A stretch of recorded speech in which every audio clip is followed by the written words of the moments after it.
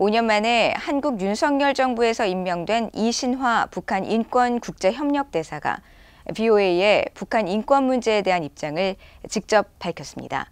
이 대사는 북한 인권 문제는 주민들의 기본권 문제로 정치화에 휩쓸리지 말고 국제 공론화를 통해 일관성 있게 개선을 시도해야 한다고 강조했습니다.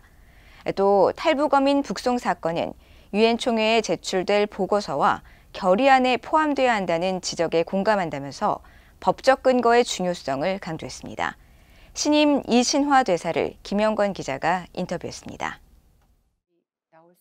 북한 인권 국제협력대사 임무를 시작한 이신화 대사는 자신이 인간 안보와 다자 외교를 전공한 학자임을 강조하면서 북한 인권 문제는 정치화가 아니라 인류 보편적 차원의 국제 공론화를 추구해야 한다고 밝혔습니다. 그러면서 북한 내 인권 침해 가해자들에 대한 책임 규명과 관여한 두 가지 접근 방식을 강조했습니다. 책임 규명은 모니터하고 안타깝게 북한에 들어갈 수는 없다 하더라도 기록하고 그 기록을 남기는 거, 보존하는 거라고 생각을 합니다. 그래서 설사 지금 처벌을 한시 못한다 하더라도 차후에라도 할 수 있는 거죠. 그 자체가 저는 북한 정권에게 굉장히 큰 압박이 될 수 있을 것 같아요. 이 대사는 그러면서 북한 인권 문제에 대한 국제 공론화를 위해 북한인권재단 설립과 함께 통일부 북한인권기록센터와 법무부의 북한인권기록보존소 역할이 북한인권법 취지에 맞게 강화돼야 한다고 말했습니다. 이어 토마스 웨아 퀸타나 전임 유엔 북한인권 특별보고관이 임기 초 북한 정부와의 소통과 방북을 위해 중요한 시간을 허비했다는 여러 전문가들의 지적과 관련해선 자신도 그런 우려를 들었다며 신임 엘리자베스 살몬 북한인권 특별보고관이 그런 전철을 밟지 않도록 도울 것이라고 밝혔습니다.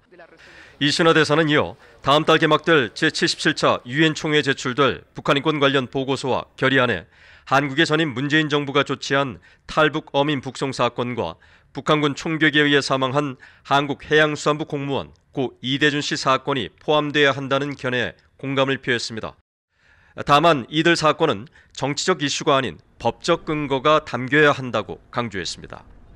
또 북한과의 비핵화 협상이나 정치적 목적에 따라 인권 어젠다를 쉽게 바꾼 미국의 전례를 지적하면서 미국과 한국 정부 모두 인권 문제에 일관적인 입장을 보여야 한다고 지적했습니다. 아무나가 아니고 남의 일이 아닌 북한 인권 문제를 우리가 증진시키기 위해서 신경을 쓴다. 특히 국제사회에 협력하여. 저는 그게 민족 공조나 남북 관계에 있어서의 특수성, 그래서 북한이 어떻게 생각할 것인가를 우려해서 해야 될 말을 못했었던 것과 차별화를 둔다라는 이제 그런 식으로 저는 이해하고 있습니다. 이 대사는 중국 내 탈북민 상황에 관해서도 우려를 표했습니다.